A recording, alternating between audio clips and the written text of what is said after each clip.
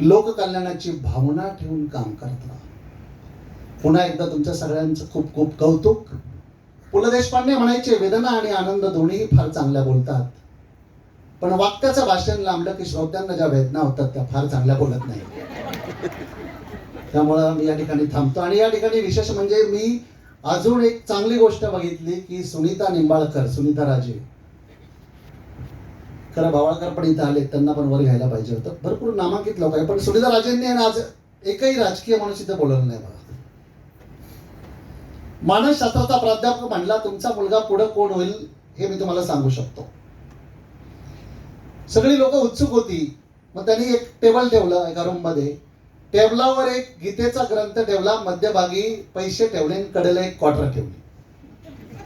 तो म्हणला, तुमचा पोरगा आतमध्ये गेल्यानंतर त्यांनी गीतेचा ग्रंथ उचलला, धम्मग्रंथ म्हणू, की तो आध्यात्मिक होईल. त्याने गेल्या गेल्या पैशाला हात लावला, सायकोलॉजिकल, तर तो उद्योगपती होईल. हळूहळू एक एक जण येते खुर्ची लावून त्यांना पण घ्या, आमच्या बाईला. झालं 2च मिनिटाचा बसा, पुढे जा बस.